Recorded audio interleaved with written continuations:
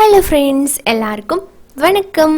இன்றைக்கி நம்ம நிக்கிஸ் கிச்சனில் நம்ம வீட்டில் இருக்கிற ஈஸியான பொருளை வச்சு நல்லா மணக்க ருசியான முட்டை பிரியாணி எப்படி வைக்கிறது அப்படிங்கிறத பார்க்கலாம். இன்றைக்கி கொஞ்சம் வித்தியாசமான முறையில் நான் முட்டை பிரியாணி செஞ்சுருக்கேன். சாப்பிட்றதுக்கு ரொம்ப ருசியாக இருக்கும். இதுக்கு தேவையான பொருள் என்னென்ன அப்படிங்கிறத பார்த்துடலாம் வாங்க. இதுக்கு முன்னாடி நம்ம சேனலில் ஆல்ரெடி ஒரு முட்டை பிரியாணி வீடியோ அப்லோட் பண்ணியிருக்கோம். அதோட லிங்க்குமே நான் கீழே கொடுத்துருக்கேன். தேவைங்கிறவங்க செக் பண்ணிக்கோங்க. இப்போ வாங்க வீடியோவில் பார்க்கலாம். எக் பிரியாணிக்கு முதல்ல நம்ம ஃப்ரைட் ஆனியன் ரெடி பண்ணணும். அதுக்கு ஒரு பேனில் ஆயில் விட்டுக்கிறேன். இந்த ஃப்ரைட் ஆனியன் சேர்த்து பண்ணும்போது அந்த பிரியாணி சூப்பராக இருக்கும். ஸோ கொஞ்சமாக ஒரு 2 டேபிள் ஸ்பூன் அளவுக்கு ஆயில் விட்டுட்டு கொஞ்சம் ஆயில் சூடானதும் நம்ம வெங்காயத்தை போட்டுடலாம். நான் வந்து பெரிய சைஸில் ஒரே ஒரு பெரிய வெங்காயத்தை நல்லா இந்த மாதிரி மெல்லிஸாக நறுக்கி எடுத்திருக்கேன். அதை இந்த மாதிரி கையில் உளுத்தி விட்டுக்கோங்க. அப்போ தான் வந்து உங்களுக்கு தனித்தனியாக கிடைக்கும். இதிலிருந்து ஃபஸ்ட்டு நம்ம நல்லா ப்ரௌன் ஆகிறது வரைக்கும் இதை ஃப்ரை பண்ணி எடுத்துக்கலாம். இப்போ வெங்காயம் நல்லா ப்ரௌன் ஆகிருக்கு. இதை எடுத்து ஒரு டிஷ்யூ பேப்பரில் போட்டு இதை நல்லா ஆற விட்டுறலாம். இப்போது அதே ஆயிலில் 1/4 டீஸ்பூன் மஞ்சத்தூள், 1/2 டீஸ்பூன் மிளகாய்த்தூள், ஒரு 1/4 டீஸ்பூன் அளவுக்கு மிளகுத்தூளும் 1/4 டீஸ்பூன் சீரகத்தூளும் எடுத்திருக்கேன். இப்போ இது எல்லாத்தையுமே இந்த எண்ணெயில் சேர்த்துடலாம். இப்போ இதை ஒரு டைம் லைட்டாக மிக்ஸ் பண்ணிவிட்டு வேக வச்ச முட்டையில் லைட்டாக ஸ்லிட்ஸ் போட்டுக்கோங்க.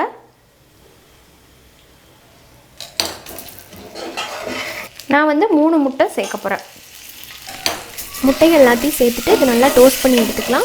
அதிகபட்சம் உங்களுக்கு ஒரு நிமிஷத்துலேருந்து 2 நிமிஷம் இருந்தால் போதும்.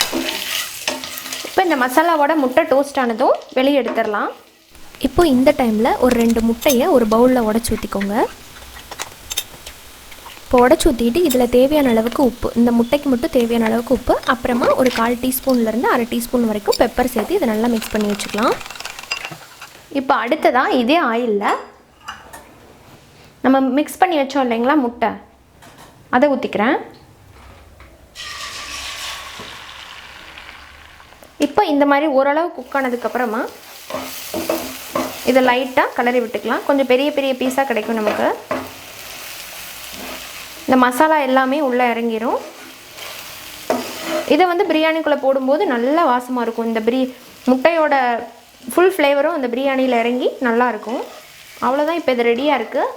வேறு பிளேட்டுக்கு மாற்றிக்கிறேன். இப்போ நம்ம பிரியாணி செய்ய ஆரம்பிச்சிடலாம். அதுக்கு ஒரு ப்ரெஷர் குக்கரில் 2 டேபிள் ஸ்பூன் நெய், அதோடவே 2 டேபிள் ஸ்பூன் ஆயில் சேர்த்துக்கலாம். இப்போ அடுத்ததாக இதோட ஒரு பிரியாணி இலை, கொஞ்சமாக பட்டை, ஒரு அனாசிப்பூ, 2 கிராம்பு, ஒரு ஏலக்காய் எடுத்திருக்கேன், அதையும் போட்டுடலாம். 2 பச்சை மிளகாய், கொஞ்சம் புதினா, மல்லி இலை,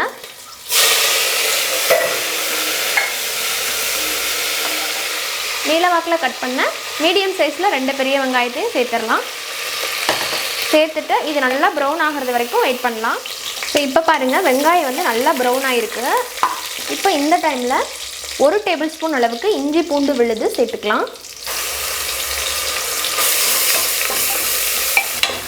இப்போ இஞ்சி பூண்டோட பச்சை வாசம் போனதும் இதில் 1/4 டீஸ்பூன் மஞ்சத்தூள், 1/2 டீஸ்பூன் மட்டும் மிளகாய்த்தூள் சேர்த்துக்கிறேன். கூடவே 1/2 டீஸ்பூன் வந்து காஷ்மீரி மிளகாய்த்தூள், அப்புறமா 2 டீஸ்பூன் மல்லித்தூள், அடுத்ததாக 1 டீஸ்பூன் அளவுக்கு வீட்டிலே அரைச்ச பிரியாணி மசாலா தூள். இப்போ இதை சேர்த்துட்டு நல்லா மிக்ஸ் பண்ணி விட்டுறலாம்.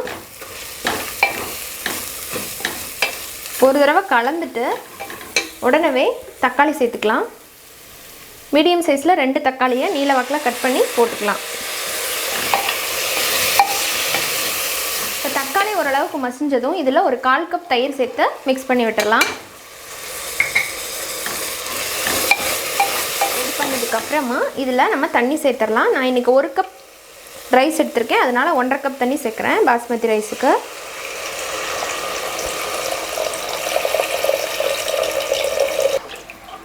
தண்ணி வந்து கொதிச்சு வரட்டும். இப்போ அடுத்ததான் நம்ம அரிசி சேர்த்துடலாம். 1 கப் பாஸ்மதி ரைஸாக ஒரு 25 நிமிஷம் நல்லா ஊற வச்சு தண்ணியை வடித்து எடுத்துருக்கேன், அதை சேர்த்துடலாம். சேர்த்துட்டு ஜென்டலாக மிக்ஸ் பண்ணுங்கள். இப்போ இதோடவே நம்ம ஸ்க்ராம்பிள் பண்ணி வச்சுருக்கோம் இல்லைங்களா முட்டை, அதையும் சேர்த்துடலாம். இப்போ பிரியாணிக்கு தேவையான அளவுக்கு உப்பு சேர்த்துக்கலாம். முட்டையில் ஆல்ரெடி சேர்த்துருக்கோம், ஸோ பார்த்து அளவாக சேர்த்துக்கோங்க. சேர்த்துட்டு மறுபடியும் மிக்ஸ் பண்ணிடலாம். உப்பெல்லாம் செக் பண்ணியாச்சுங்க, கரெக்டாக இருக்குது. இப்போ அடுத்ததாக 1 டீஸ்பூன் அளவுக்கு நெய் விட்டுட்டு நம்ம க்ளோஸ் பண்ணிடலாம். மீடியமில் ஒரு விசில் வச்சு எடுத்துக்கலாம். இருக்கட்டும். இப்போ ப்ரெஷர் ரிலீஸ் ஆயிடுச்சு, பார்க்கலாம். நல்லா வாசனையாக இருக்குது. ஸோ பிரியாணி சூப்பராக ரெடி ஆகிருக்கு. இப்போ நம்ம முட்டை வந்து அந்த மாதிரி ஸ்க்ராம்பிள் பண்ணி போடும்போது அந்த முட்டையோட ஃப்ளேவர் ஃபுல்லாக இறங்கி முட்டை பிரியாணி வந்து நல்லா கமகமன் வாசனையாக இருக்குது. இப்போ இதில் நம்ம ஃப்ரை பண்ணி வச்சுருந்தோம் இல்லைங்களா முட்டை, டோஸ்ட் பண்ணி, அதையும் சேர்த்துடலாம். அதோடவே நம்ம ஃப்ரை பண்ணி வச்சுருந்த ஆனியன்ஸ்,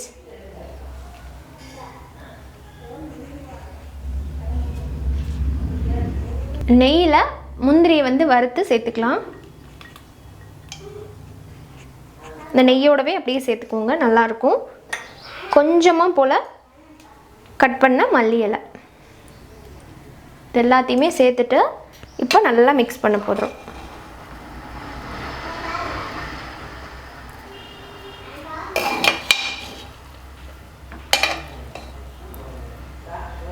இப்போ அடி சாதத்தை எல்லாத்தையுமே மேல் பக்கம் வர மாதிரி நல்லா மிக்ஸ் பண்ணி விட்டுட்டிங்கன்னா யம்மியாக நம்மளோட சூப்பராக முட்டை பிரியாணி ரெடி ஆகிடும். இந்த வீடியோ உங்களுக்கு ரொம்பவே பிடிச்சிருக்கும்னு நினைக்கிறேன். இந்த மெத்தட் ஆஃப் எக் பிரியாணியை கண்டிப்பாக ட்ரை பண்ணி பார்ப்பீங்கன்னு நம்புகிறேன். பிடிச்சிருந்தா நம்ம சேனலை மறக்காமல் லைக் பண்ணுங்கள், கமெண்ட் பண்ணுங்கள், ஷேர் பண்ணுங்கள். இன்னும் சப்ஸ்கிரைப் பண்ணாத நண்பர்கள் ப்ளீஸ் சப்ஸ்கிரைப் பண்ணிக்கோங்க. சப்ஸ்கிரைப் பண்ணதுக்கு அப்புறமா வர பெல் சிம்பிளையும் மறக்காமல் கிளிக் பண்ணிக்கோங்க. அப்போ தான் நான் இனிமேல் போடுற வீடியோஸோட அப்டேட் உங்களுக்கு உடனுக்குடனே கிடைக்கும். இன்னொரு இன்ட்ரெஸ்டான ரெசிபியோட உங்களை வந்து சந்திக்கிறேன். அது வரைக்கும் நன்றி, வணக்கம்.